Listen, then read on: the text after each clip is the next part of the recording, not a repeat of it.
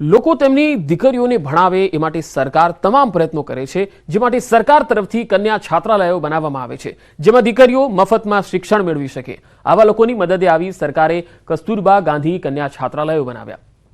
છોટાઉદેપુરમાં અલગ અલગ જગ્યાએ કન્યા છાત્રાલય બનાવવામાં આવી છે, જેમાં બાળકીઓને મફતમાં રહેવાની અને શિક્ષણ મળી રહે। પરંતુ જે છાત્રાલયોમાં શિક્ષણ મળતું હતું તે હવે સરકાર તરફથી બંધ કરવામાં આવી રહ્યું છે, જેથી બાળકીઓને સરકારી શાળામાં જવાનો વારો આવ્યો છે।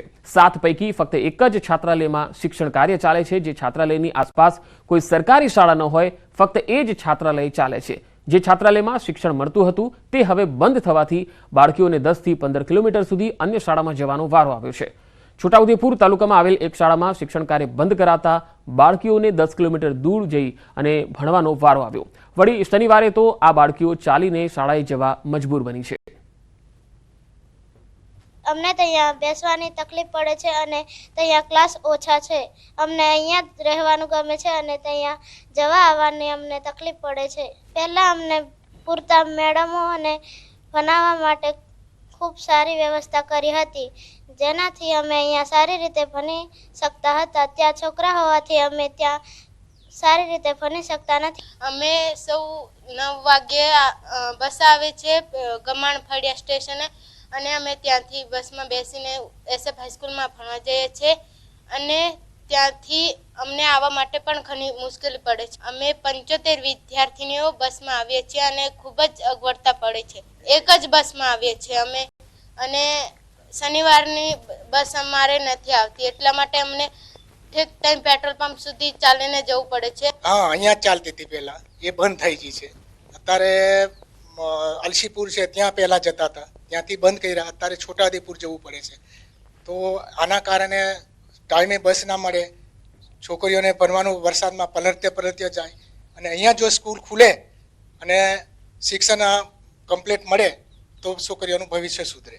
આ કસ્તુરબા બાલિકા વિદ્યાલય છે એ એટલા સારા હેતુથી શરૂ થયેલી આ સ્કૂલ છે જે સરકાર ચલાવી શકતી નથી, અને એના કારણે વિદ્યાર્થીનીઓને દૂર ભણવા જવું પડે છે। ટ્રાન્સપોર્ટેશનની વ્યવસ્થાનો પ્રશ્ન છે, ત્યાં એમની સાથે કોઈ સારો વ્યવહાર ના થાય, એવા પણ ઘણા બધા પ્રશ્નો છે। તો આ ખૂબ જ કમનસીબ છે। જિલ્લા શિક્ષણ અધિકારીનું કહેવું છે કે જે છાત્રાલયોના 8 થી 10 કિલોમીટરની આસપાસ શાળા આવેલી છે ત્યાં બાળકીઓને અભ્યાસ માટે મોકલવામાં આવે છે। બાળકીઓ છાત્રાલયમાં રહે જ છે, તેમને અભ્યાસ માટે નજીકની શાળામાં મોકલાય છે। ટ્રાન્સપોર્ટેશનની સુવિધા આપી બાળકીઓને શાળામાં મોકલાય છે, એવું જિલ્લા શિક્ષણ અધિકારીએ જણાવ્યું। સમગ્ર શિક્ષા દ્વારા નજીકની શાળામાં ટ્રાન્સપોર્ટેશનની સુવિધા આપીને તેમના શિક્ષણ કાર્ય માટેની વ્યવસ્થા કરવામાં આવેલી છે। જ્યારે 8 થી 10 કિલોમીટરમાં શાળા ઉપલબ્ધ ન હોય તેવી KDBમાં માત્ર શિક્ષણ કાર્ય અને રેસિડન્ટ સાથેની સુવિધા પૂરી પાડવામાં આવે છે। વલસાડ જિલ્લામાં ચાલી રહેલી એક્સપ્રેસ હાઈવેની કામગીરીનો ફરીથી વિરોધ થયો। બીનવાડામાં ખેડૂતોએ અમદાવાદ મુંબઈ એક્સપ્રેસ હાઈવેનું કામ બંધ રખાવીને વિરોધ નોંધાવ્યો। ખેડૂતોએ વળતર નહીં તો કામ નહીંના સૂત્રોચ્ચાર કર્યા। ખેડૂતોનો આરોપ છે કે સંપાદન કરેલી તેમની જમીનનું હજુ પણ પૂરું વળતર મળ્યું નથી। બીનવાડા અને આસપાસના વિસ્તારમાં 37 જેટલા ખેડૂતો હજુ પણ વળતરથી વંચિત છે। સંપાદિત જમીન પરથી કાપવામાં આવેલા વૃક્ષોનું પણ વળતર ખેડૂતોને નથી અપાયું, જેથી ખેડૂતો વળતર ચૂકવવાની માંગ કરી રહ્યા છે। જો માંગ નહીં સંતોષાય તો રોષ ભરેલા ખેડૂતોએ હવે હાઈવેની કામગીરી અટકાવી તો હતી જ, અને સાથે સાથે આંદોલનની પણ ચીમકી આપી છે। જ્યાં સુધી વળતર નહીં મળે ત્યાં સુધી કામ ચાલુ નહીં કરવા દેવામાં આવે એવી પણ ચીમકી અપાઈ। અડધા ખેડૂતોને પૈસા આપી દીધા છે, પંચકુટી લાકડાના પૈસા બી નથી ચૂકવ્યા। ઝાડ દાદાગીરીથી પેલું કરીને કાપી લઈ ગયા, એ માટે ખેડૂત આટા મારે છે। કલેક્ટરને ને બધાને અધિકારીઓને કહે છે, કહે છે કે આપીએ કે આપતા નથી। એમ અટકાવવા માટે અમારે કામ કરવું ને કોણ ના કહે? ખેડૂતોને પૈસા આપી દેવો નહીં તમે। હું ખેડૂતોને પૈસા આપે તો વાંધો શું છે? આપણે કલેક્ટરને પણ રજૂઆત કરી છે, પ્રાંતને પણ રજૂઆત કરી છે, છતાં પણ એનો કોઈ આવ્યો નથી। એ લોકોએ પોલીસ બંદોબસ્ત લાવીને એમના ઝાડવા પણ કપાવી દીધા, અને તેનું પણ આજે વરસ થઈ ગયું પણ હજુ કોઈ જાતનો કોઈ એ લોકો વળતર આપ્યું નથી। રજૂઆત કરવા જાય છે ત્યારે એટલે કલેક્ટર એમ કહે છે કે જે કલેક્ટર પહેલાં હતા તે બદલાઈ ગયા, બીજા બેન આવ્યા તે ટેમ્પરરીમાં રહ્યા અને અત્યારે જે કલેક્ટર આવેલા છે એ એમ કહે છે કે ભાઈ મારે રિટાયરમાં પેલામાં છે એટલે મારા ઝંઝટમાં પડવું નથી એવો જવાબ આપે છે.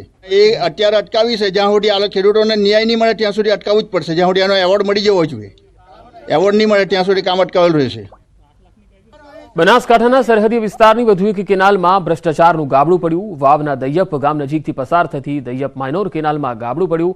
કેનાલમાં પાણી છોડાતાની સાથે જ ખેડૂત કેસાભાઈ પારગીના ખેતરમાં કેનાલનું પાણી ફરી વળ્યું. આ કેનાલના પાણી ખેતરમાં ફરી વળતા ખેડૂતની મહેનત ધોવાઈ ગઈ.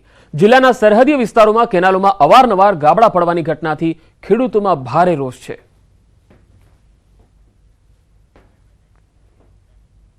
પંચમહાલના ગોધરામાં તંત્રના પાપે ખેડૂતોને નુકસાન ભોગવવાનો વારો આવ્યો. વાત એવી છે કે ગોધરાના ઓરવાડા ગામે આવેલા સિંચાઈ તળાવ મારફતે કેનાલ બનાવી ઓરવાડા, પીપળિયા અને બોડીદરા ગામના ખેડૂતોને સિંચાઈ માટે પાણી અપાતું હતું.